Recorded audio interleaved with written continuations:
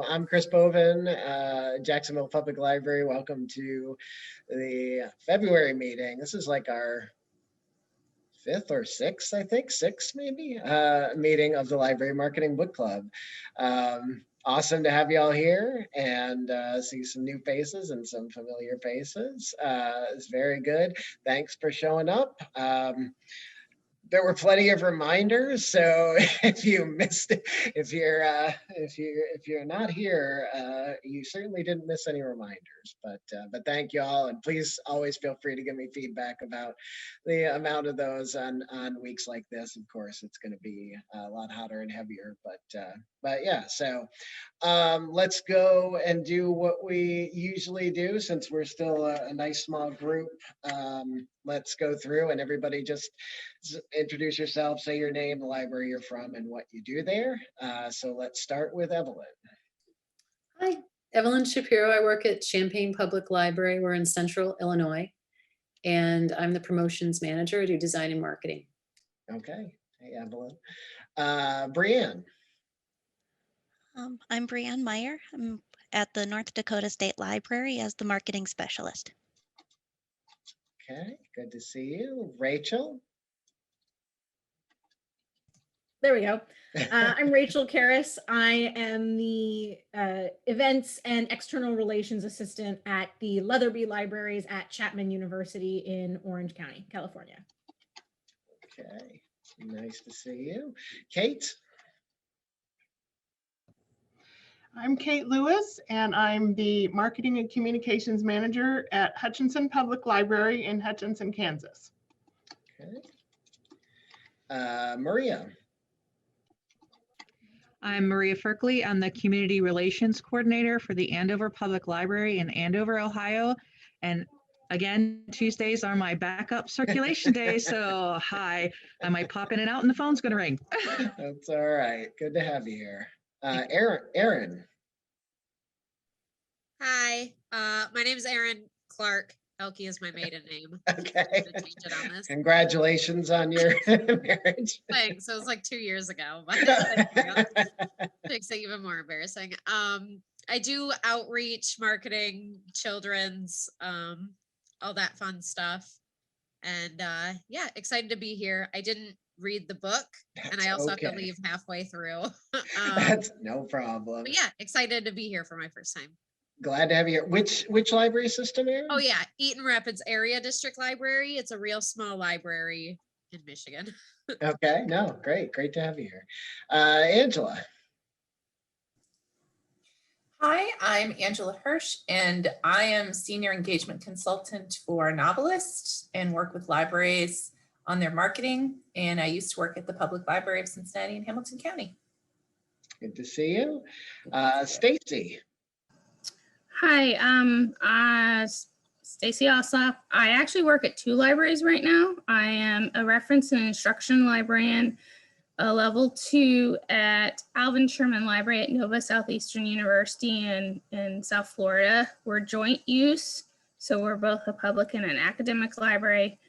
And I work with both public programming and outreach to our graduate students and our faculty members. And then as an extra bonus, in addition to the consulting work I do, I am a university librarian for a clinical psychology program that's a new startup in South Florida.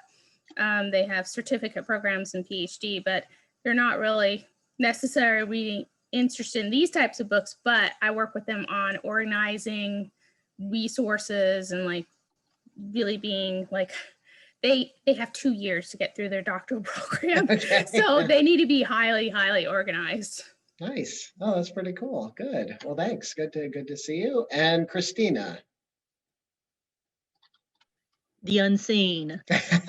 My name is Christina Kelly. I work at the Mississippi Library Commission in Jackson, Mississippi. I am at home right now. I'm not going to turn my camera on because I'm having the similar heaven issue that Angela was having. I just don't have a good setup here, but we are still recovering from that ice storm. So I'm working at home. It's been crazy. Jackson has no water, but I find myself at the commission. I am started taking on public relations duties.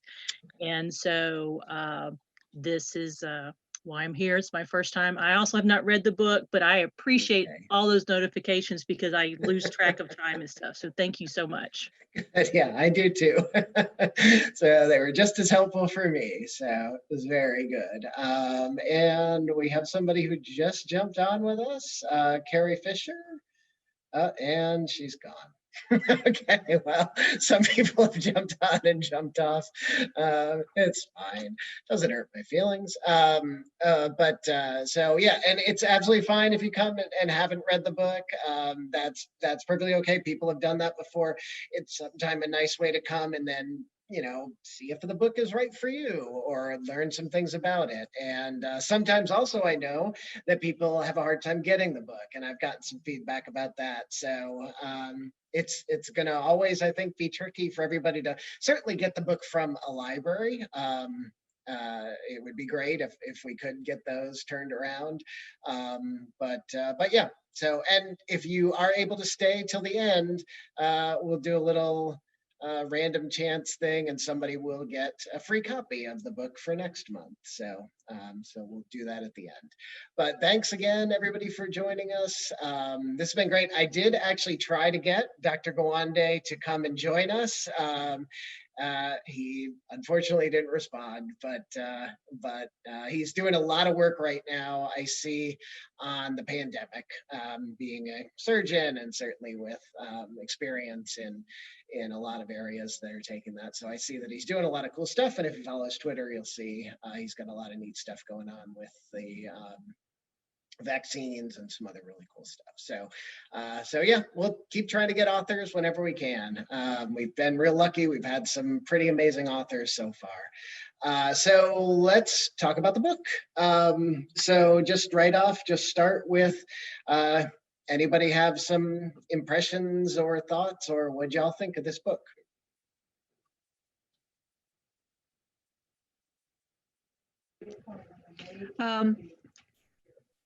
I struggled with it just because of all the medical stuff. That's really not my thing. But it was really interesting to follow his process, I thought.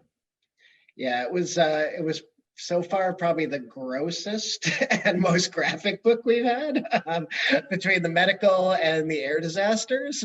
But yeah, I wanted to say, I thought this book was actually horrifying. Oh no! Oh no! I got to where I had to skip over the stories, you know. And so I may have missed a few points, but it's starting to give me nightmares. Oh, no, that's not great. Yeah, it was surprisingly graphic. Yeah. Yeah, but I mean, I thought it was. He's a great storyteller. Yeah. And I did like how he interjected some of his own personality in there, like he's scared of heights, you know, and oh gosh, what was the other one? How he had to hide feeling like a little kid getting invited into the cockpit of the airplane. So that was really good. Yeah. Yeah. Anybody else? Yeah. Anybody else? What other thoughts y'all have? Yeah, along that same line of the disasters, it certainly puts our job in libraries in perspective, doesn't it? Because it's going through the thing about the airline, the pilot's checklist. And I'm like, you know, I can make a checklist, but if I forget something or someone who works for me forgets something, nobody dies. Like, it feels like that sometimes, but no one dies. So yeah. It was an engaging read, though. I thought if you could get past the feelings of horror, thank goodness we're not flying or anything right now. But I also found, I agree, I found him to be a very engaging storyteller. And you were right, Chris, this book for me was a really quick read, I think, because he was so good at telling stories. Yeah, it was surprisingly. Yeah, I thought, of any of the books, you know, so far, this was one that was really, very fast. I mean, it got through it pretty quickly. I think on Audible at the 1.5 speed, it was like 3 hours. So it was real quick. So it was good. What else? Anybody else have any thoughts? He was just on Trevor Noah, right? Oh, he was. I did see that, Stacy, but I didn't see the interview. Did you get to watch it? I got to watch part of it. They were talking about the equity problems with vaccine distribution. So and then I think he was on, like, when his book came out, he had been interviewed previously on the Daily Show, and that's how I heard about him. I did not get a chance to read the book, but I watched the videos.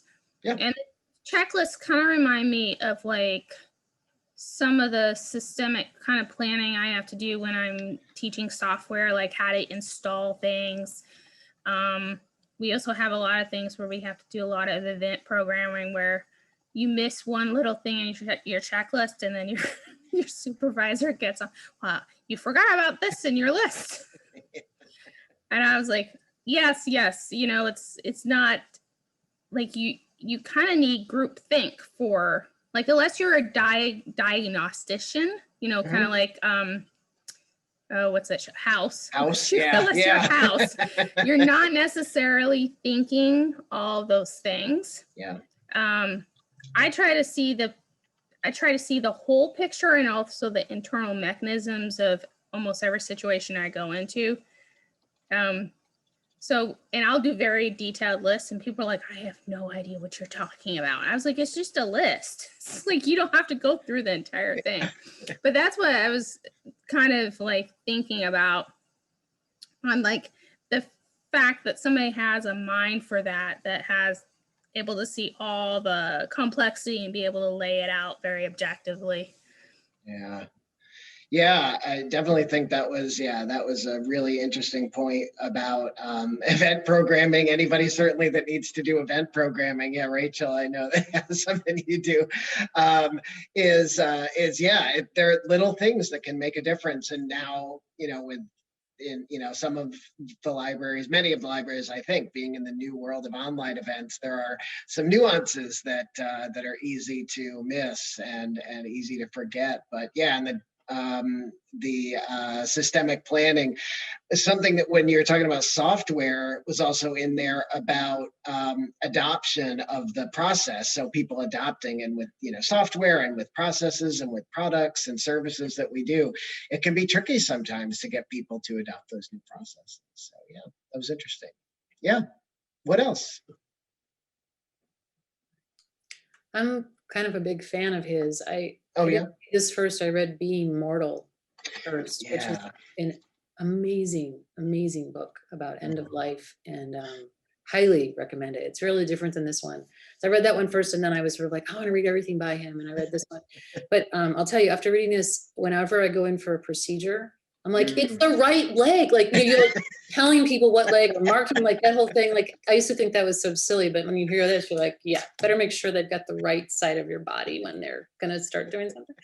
But I found it really helpful to even help, you know, how do we think outside the box? How do we gain information and expertise from other fields? Like, who would have thought a pilot and everything that goes on in a cockpit could teach us what to do with our world? And the same thing for surgical procedures and what goes on in a hospital. So I found all that really helpful. And also it's helped me when I've had to interact with medical and there've been problems, to see it as a system it's very easy to it's very emotional if something goes wrong, but to kind of be able to give a critique and say, well, look, in your system, in your checklist, it looks like you missed this step. So as a way to help facilitate communication with people that are just like us, people can make mistakes, but unfortunately can have grave consequences there. So I found just a really good reminder to learn from other, you know, what are the firemen down the street doing to make sure they get the fire truck out the door, and we're trying to get a promotion out the door. So yeah,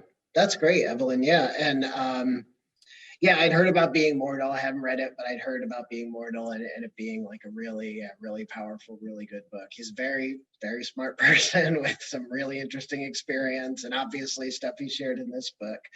But yeah, I do, that's kind of the direction we wanted to go here this month was, hey, let's look at, other ways besides just sort of our classic marketing and sales books to see where we can draw things from. And while, yeah, it's not all going to be immediately applicable because, like, like Angela says, we're not flying planes or cutting people open. But, but there are times too where we have, I'm sure all of your libraries face some type of natural disaster. I think that, like, Christina, I don't know what you're facing now with the ice storm, but and there, that's definitely a time where I think a process like this can be applied for that kind of communication. So that's one that I was looking at. So anybody else have any kind of initial thoughts about Rachel?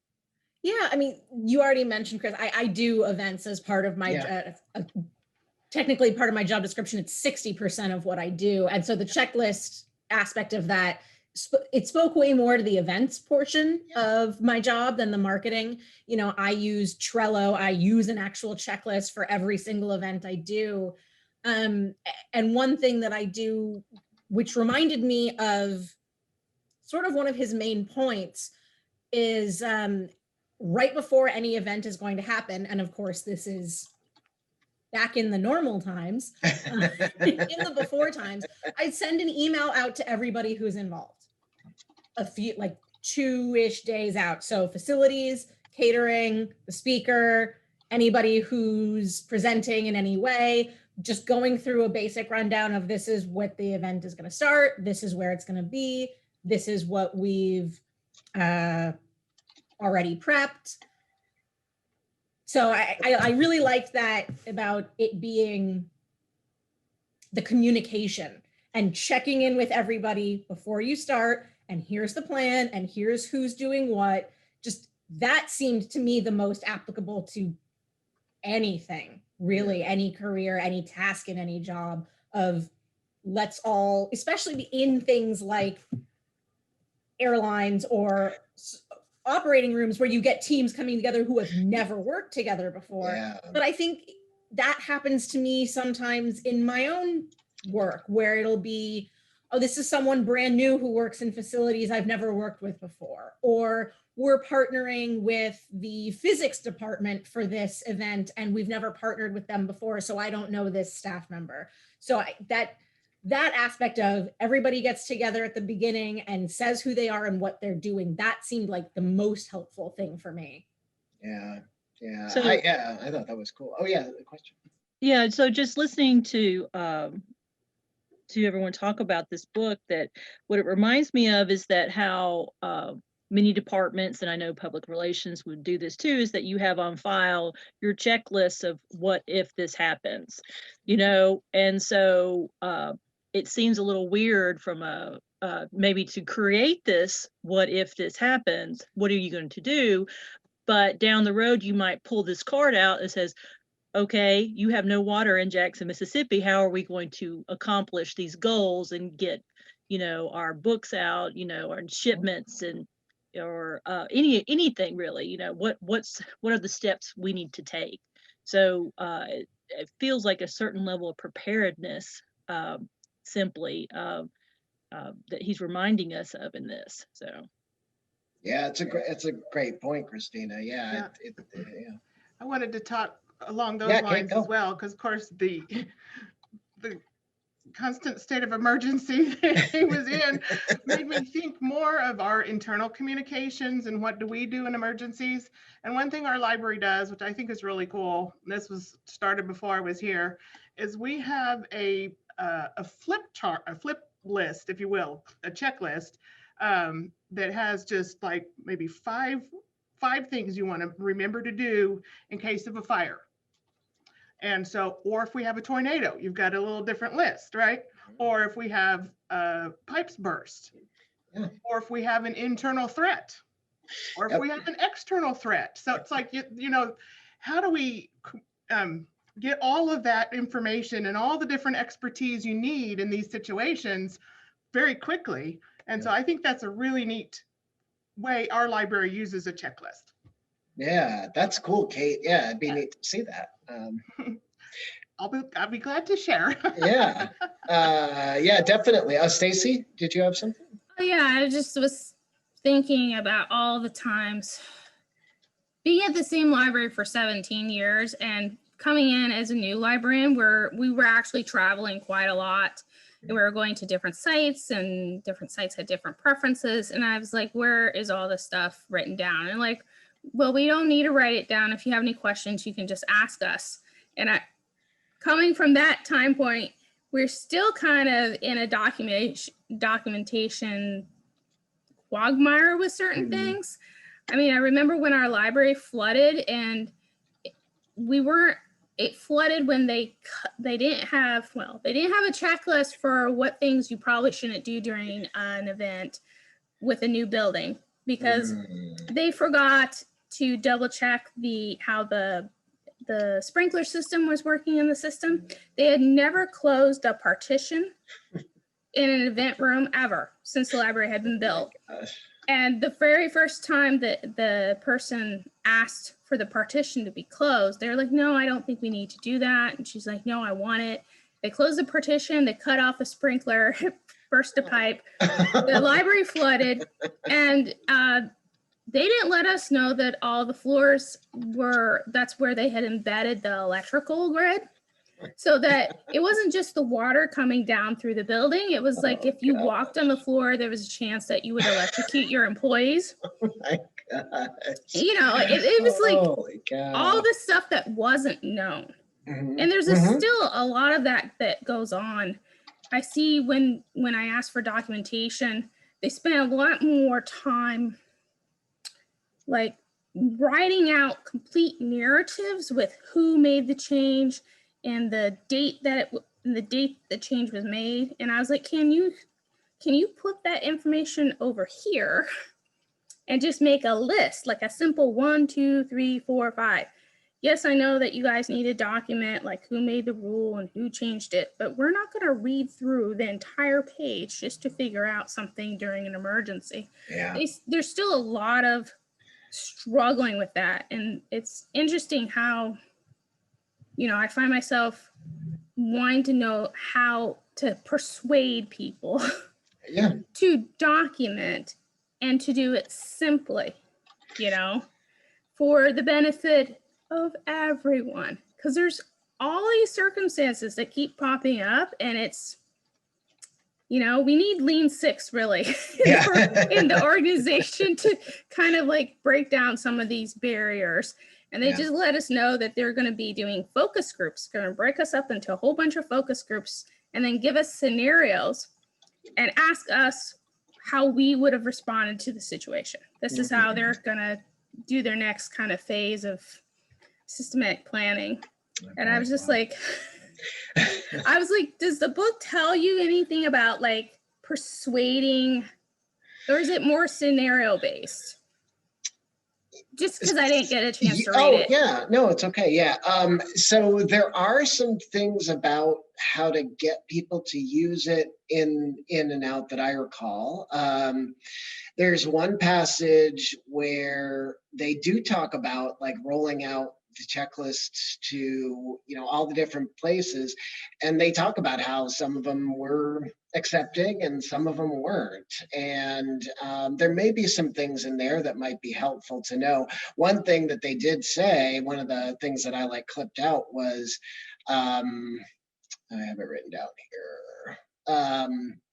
So he talks about most but not all complied with the checklist. Some people said it was a waste of time. And this was something that I thought would be interesting to talk about too. So it's a good segue.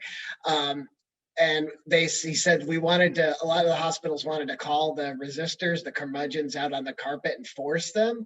But they said, no, don't do that, because forcing some people that are obstinate could sour the other people. So, you know, they talked a little bit about that. And I think that I would, you know, I definitely have seen those times where we've had some of the people that are, you know, maybe not the nicest way to say it, the squeaky wheels, who are pretty loud. And if you try and force them into something, they resist a little harder and go at it. But, you know, one thing that, you know, the kind of what Kate was saying, Stacy, was about these short checklists. And there's a chapter in there that's called the Checklist Factory.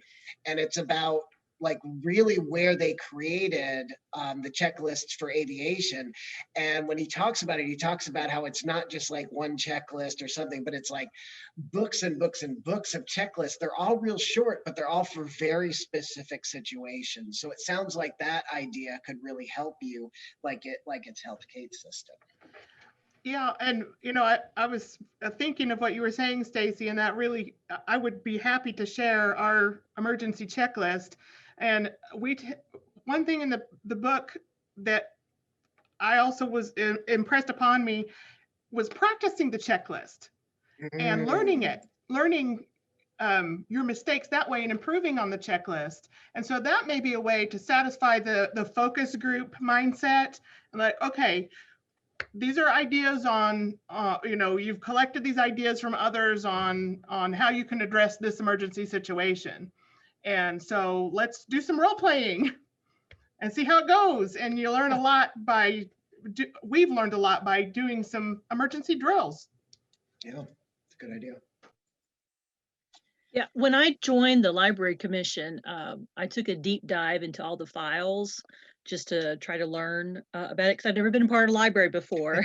So this was like, what is this thing that I've joined? And I found like a bunch of checklists that had stopped being used, and it was interesting. And I presented all them to like, well, this is what I found. Are these things that we need to be doing?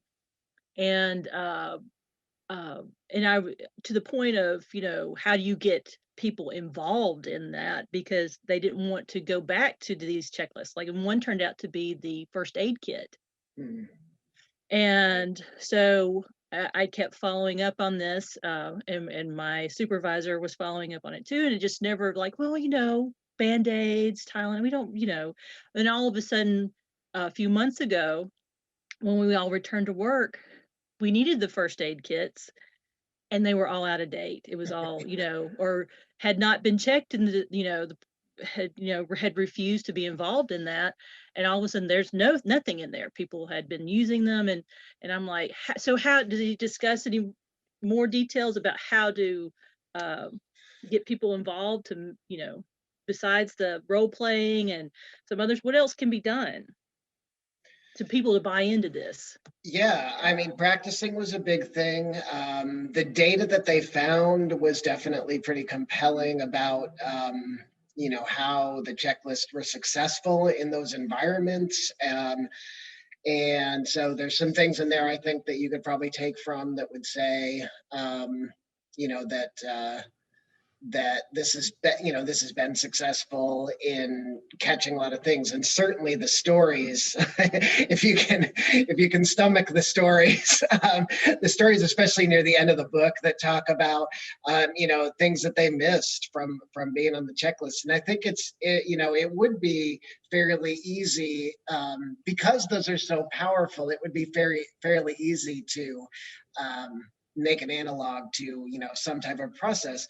We have hurricane kits here. Stacy, you probably have them in South Florida. Brienne, you might have, I don't know if you're in the tornado belt, but, natural disasters like that, it's easy things to miss. So, there are some things, Christina, I think in there that, that can make it compelling to try out a checklist and see if it makes a difference. And that was one of the other questions that I had put in there, but I look forward to hearing everybody's discussion about that. He also talked in the book. He also talked in the book a little bit about the natural resistance people have to checklists. And so it might be, once you do get to that part, it's kind of toward the end, just taking those kinds of natural tendencies that we all have to avoid, especially in the culture in the United States, wanting to be independent and things like that. So, trying to work around those issues as well, I found to be helpful. Yeah. I was going to say that time-based situations tend to be, like, the passing of time seems to be hard for some people. Like sometimes I forget how long I've been at a place, and it seems to be that other people have forgotten that as well. Because like in our hurricane kit, we have a box, right? and that box stays in your office. It's like I don't know, it's like one of those file boxes, those cardboard ones. And it has like stuff to cover your computer in case there's a flood within the building. There was chocolate in the original kit, which I immediately ate. So there was a flashlight, batteries.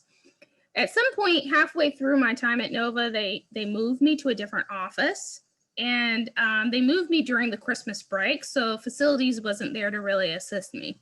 Yeah. I apparently took the box home and used it in a move from one of my houses to another house. So I lost the box. So they're like, so everybody check your office and see if your hurricane kit is there. And I was like, I don't have mine anymore. And they're like, where is it? You're supposed to have it with you always. I said, it's been like 15 years. I don't know what happened to the box, you know? And I run across these situations all the time. You think about it with Texas in 2011, where they were like, this, you know, you need to winterize your, and they're like, no, it's not going to happen again. And everybody's like, oh, it's unprecedented. I was like, no, it happened 10 years ago. Yeah. And they told you to winterize, and you're like, no, we don't have to do that. You know, and with our first aid kits, we had those little ones that had just passed out. And the university at some point said, you know what? We need a systematic change. We actually need to go from top down. Every department gets its own official Nova first aid, like big metal thing that goes on the wall. And then they periodically come through and check things. So some of those systemic changes that have to happen from leadership, you know, to say, okay, yeah, you guys could have your little box or whatever, but you have to have like the alarm clock that goes off every once in a while, and it has to come from different directions to keep that list stable and to keep people like on the timeline. Like, yeah, it's been 10 years. We might want to take a look at this again. Yeah. Those time-based scenarios. Yeah. In the book, kind of toward the beginning, he was talking about when he went to the buildings, or, you know, how they build buildings and things like that. Yeah. And I made a note to really study a little further about the submittal schedule. And that was basically for the ways I'll type this all out. Yeah. Managers dealt with the unexpected and uncertain by making sure the expert spoke to one another on a specific date regarding a specific process. So they even had a checklist to make sure that they were talking to each other at all the right points in time. Yeah, the building one was really cool. There was some interesting things there that was a different kind of way. And yeah, I like the emergency chocolate idea. So everybody's in favor of that. And then Christina, a yearly checkup of rarely used processes. Yeah, and for our like hurricane kits for each branch, like the kind of thing you were talking about, Stacey, each branch has one. You know, the first couple of years, I don't remember it being refreshed or checked through, but these last few years, we've had some new facilities leadership, and they have made sure that they have checked through them.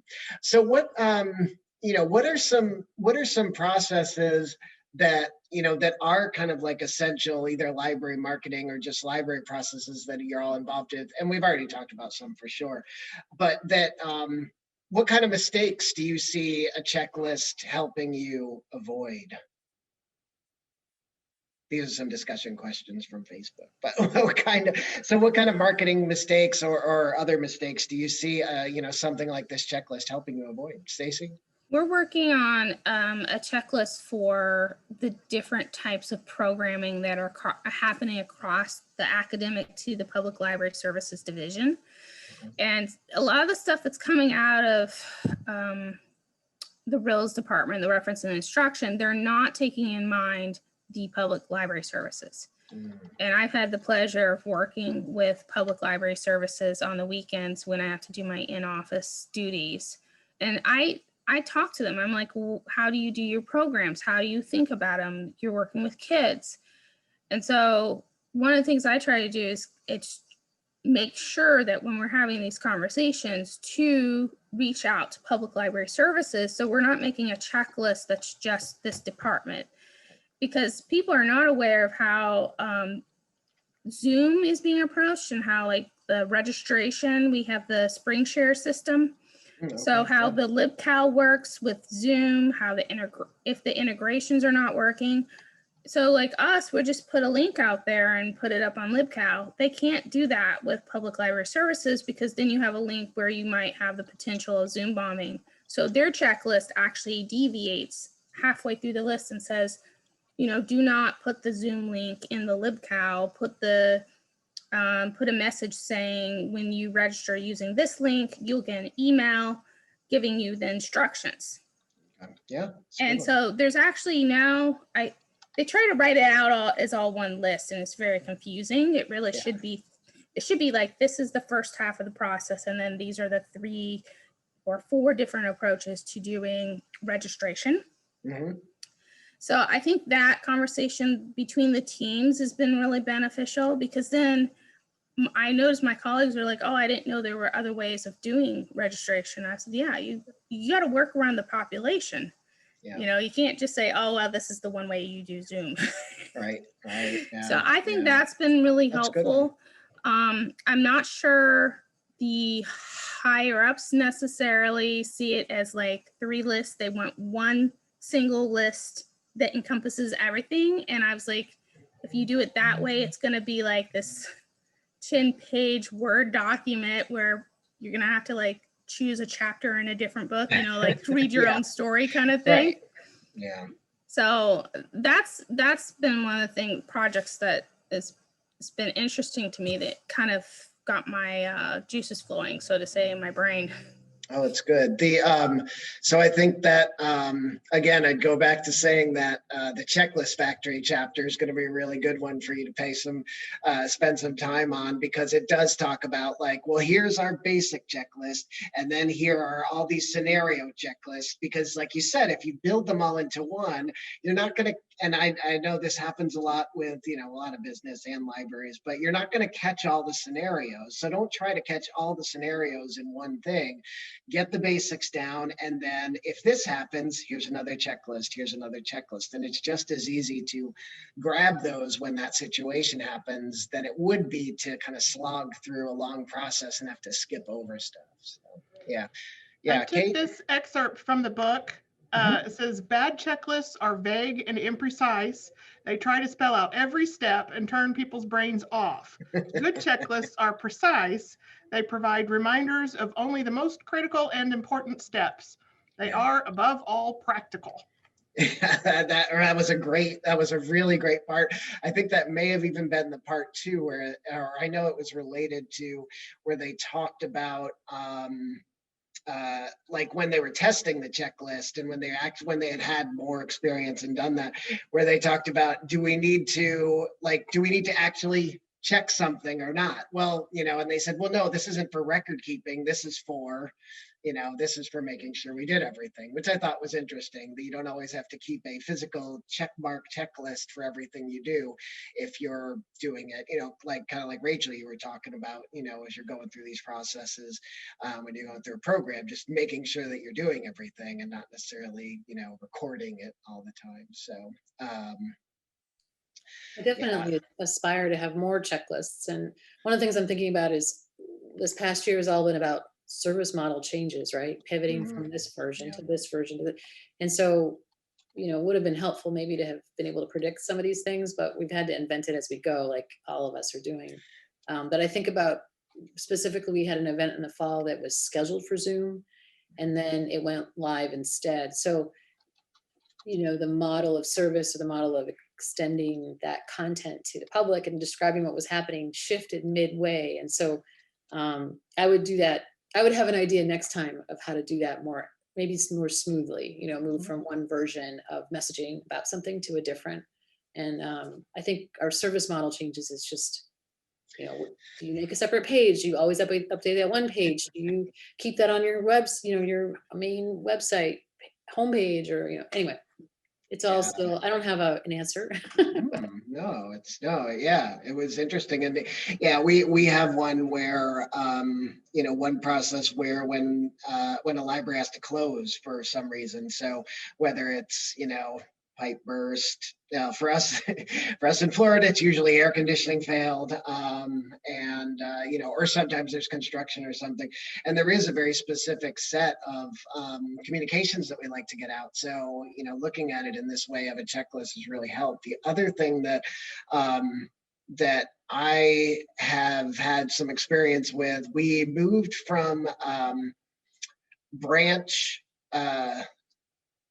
From branches getting phone calls. This happened during COVID because we wanted to be able to direct curbside calls. So we ended up that ended up getting us into a central call center for our libraries, which is great for when things are moving okay. But when we get a lot of traffic, it can really choke up the lines. And we are right now dealing with trying to recover items that have been long overdue. So we gave people super long extensions. Plus, during the like around October, our board decided to go fine free for overdue fines. So, you know, people don't always bring their stuff back when they don't have to. When that you know, even though it's not really the motivation, y'all know, but it still happens. So we're trying to recover those. And when we sent out some messages to people saying, hey, if you don't bring these back, we're going to have to eventually mark them as lost. It generated a ton of traffic, and I had not gone through, and if I would have had a checklist before sending out certain communications of making sure to specifically notify the call center on the day when those messages were going out, they could have been better prepared for it. We told them in advance it was coming out, but we didn't know exactly when. And now I have an idea of how to put a checklist together to make sure that when critical messages like that go out, it runs smoothly. So so that was an interesting thing. The other questions that I had out there were who's got a checklist, and I know Kate does. Does anybody, and Stacy, you talked about, anybody else have a checklist that they're particularly fond of that makes your marketing or communication better? Yeah, I mean, I have one that I've been building on the fly that's a Google Doc, and it has the URL, like click-throughs to different pages on our website that need updating when a service model changes. And it helped this last time. There were still a few things that I didn't quite catch. The about information on the Facebook page had to be updated as well because it had our hour. It's like there's so many details when service model changes or hours change. It's a long page of things that need to get touched. So yeah, it's a work in progress. Yeah, the hours is really good. And we have that too, because we did claim our Google pages, our Yelp pages, and our Apple Maps pages. So yeah, now whenever an hours change, we do want to be kind of good about getting that in all those locations, because people ask Siri and then they get this response and we haven't updated it. Claiming your Apple pages is a pain if you haven't done it, but I think it's worth it. So we created a guide across library because there's actually 5 libraries at Nova. Alvin Sherman's just the joint use main one. All their leadership silos are different though. So they all kind of although it's interesting because some of the employees that are underneath leadership are really wanting to connect across those library lines. So we created a guide and we linked it to a banner that goes across our homepage. And then that whenever there's policy changes or hours changes, that page gets updated. And it's the very first thing that gets updated.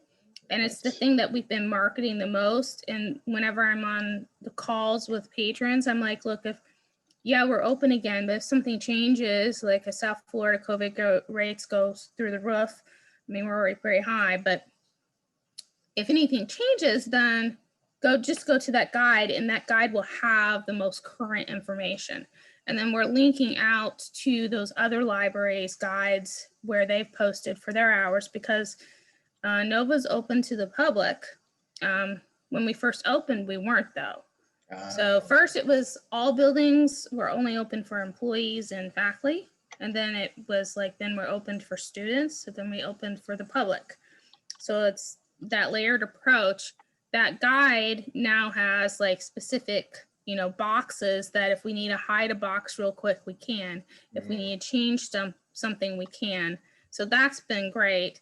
It used to be this page with this big long narrative, but as a team, we all kind of pushed and said, can we have sections? Sections that can be easily updated and like makes the information very clear for people. And they finally said, okay, fine, do it. And so that got changed over and the page looks great. The biggest thing is they haven't really wanted to change any of the other guides because they're like, this is a temporary situation. So we've got some redirects going on in there and we as a group basically started to find, you know, like pages that made things confusing, right? So then it was encouraged to report things that were confusing and then the leadership team would figure out what to do.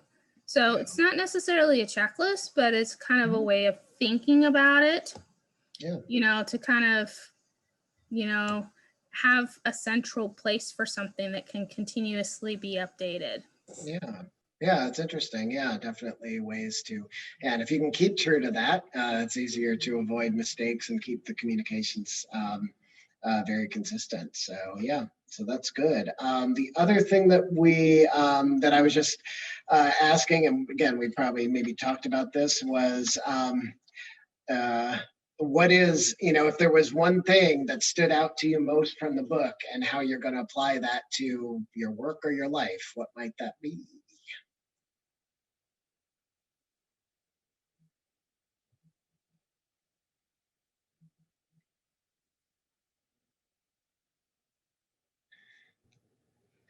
I guess I'm being quiet because I've kind of shared that already. Yeah, you have. Yeah. If you have, it's great. Yeah. I like the submittal. You guys mentioned the submittal. I Googled it. Yeah, that was in the building part, right, Kate? Yes, the submittal schedule. I think the hard part is there's a lot of departments that don't think of other departments. Yeah. And I had to work over our winter closure, which typically is a skeleton crew. So there's 2 librarians that work for 2 weeks while the university's closed, but the library stays open. And road construction came to campus and the roads were closed down. And the last message we had from our facilities team was from May 2020 saying, you know, the work will be completed by this time. And I was like, okay, well, it's happening now. And leadership was like, oh, we don't have any new information. So I went to the bottom of the facilities webpage for their internal comments thing where you like post feedback. And I was like, hey, I'm a librarian and I noticed there's construction going on at campus. Yeah. And they wrote me back and then they added me to their mailing list. Nice. So then I'm getting stuff now where the road construction was going to hit our parking garage for the public. And I saw that it went to the head of the library and a bunch of people. So I was like, I don't need to send it out. It's going to be sent out by them. And it wasn't. Yeah. so then I had to send it to somebody. But it was like, they're like, how did you get this information? And I said, well, I asked a question. And then they added me to the mailing list. And I told them, you need to add the librarians to the list because we're a department on campus. Yeah. But it seems to be that there's a lot of those scenarios where they really do not know or necessarily think of the other people that are being affected across the institution. And I've been at lots of places that are that way, whether they have silos or distributed teams. And I mean, I don't know. I know that there's ways of fixing that. I also know I'm not in the position to fix that, you know, other than to remind people, hey, we probably need to take account of like what departments are in our library and like how doing this affects them, you know, that type of thinking process. Yeah. And that definitely, I think, is a good lesson from, you know, from this discussion and from the book, is that there are opportunities that we don't think about when we're not thinking about, you know, other departments and how the work that we do and the things that we do and the messaging that we do affects others. So, yeah. No, I think that's great. And I didn't get to say hi to Jennifer Lyons. I see Jennifer joined us in the middle, so glad you were able to make it, Jennifer. uh, um, so yeah, I mean, any last thoughts on the book? We've got, you know, a little bit less than 10 minutes left. Any last thoughts on the book?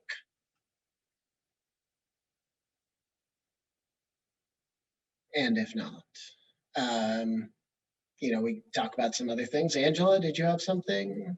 I was just going to say, I thought this was much different than the books we've read previously, which is refreshing, I think, sometimes. And this discussion was a lot different. And one of the things I've noticed sometimes in this particular book club is that we have a hard time getting started, but like once we get started, we were all talking about stuff. And this time everyone was talking. So there must have been something about this particular book that resonated with all of you. And I just appreciate listening in. Yeah. Oh, thanks, Angela. I thought this was a good selection that the club made. It was interesting. I would, you know, think that if y'all agree, I would like to, you know, throw in books like this, you know, this once in a while that are even a little bit further outside, because like we talked before, you know, sometimes after you read a bunch of marketing books, you hear all the same stories. It was funny, they did have a soap marketing story in here, so, which is a typical marketing book story, but it wasn't Ivory though. It was different soap. So that, I thought that was a pretty neat story too.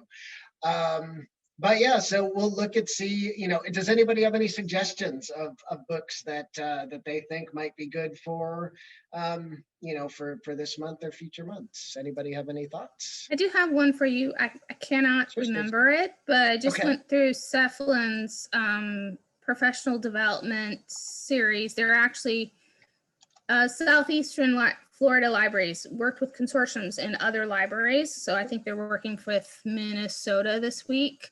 Oh, okay. And so they brought in some experts to do marketing and engagement for socially distant programs and virtual programs. And one of them is was the author of an ALA book. Oh, okay. And she has her own like consulting business. She goes in and she evaluates organizations and figures out how to improve them. And then she gave us advice. Nice. It was really great. I will have to look up my notes though, because I cannot grasp the name right now. But I did look it up and I was like, oh, $50 is not too bad if you're a non-member. Yeah. But it might actually be.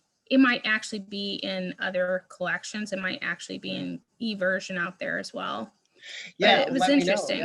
Let me know. We'll definitely get it on the list. We have a few of those on, so those would be great. Yeah, we talked about that, I think, before. Some of those academic books are a little pricey, but something certainly that's always interesting to consider because they often are, you know, very germane to the work that we do. So anybody else? Kate, did you have a suggestion or did anybody else? Oh, no, I don't know. Oh, okay. That's fine.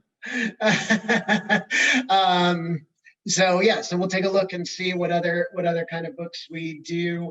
I'm also interested, and we don't have time to talk about this right now, but I am also interested about the possibility of looking for, is this the kind of group that we might ever want to look at sponsorships that may subsidize books that we're reading or somehow get books to people. So maybe we'll talk about that on the Facebook page. If you do have any suggestions anytime, Facebook page works. There is a website that I set up, librarymarketingbookclub.org. I did buy .com too, so if you go there, it should redirect, but .org. And if you're not on the email list, sign up. You get on the email list through the webpage, or you can just send me your email address. I'll get you on there. So now we have the last moment where we draw for see who gets a copy of the book for next month. So how about Kate? So Kate, pick a number between 1 and 8. 6. 2, 3, 4, 5, 6. Maria. So Maria, yay. Maria, you get a copy of next month's book, whatever that happens to be. That'll go up on the Facebook page this week for us to all vote on. We'll put 3 books up there. And anyway, thanks everybody. This was awesome. I just love talking to you all about these books. And yeah, sorry, Kate, that this one was gross and scary, but we'll try and maybe get one that's a little more happy. My overactive imagination is not your fault. No, it was pretty heavy. I mean, some of those descriptions of surgeries were pretty wild.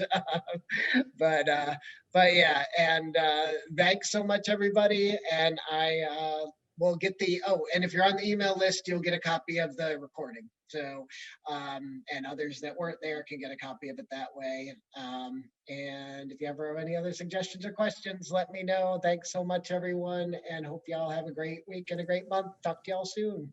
Bye. Thank you, Chris, as always. Thank you all. Thanks. Bye.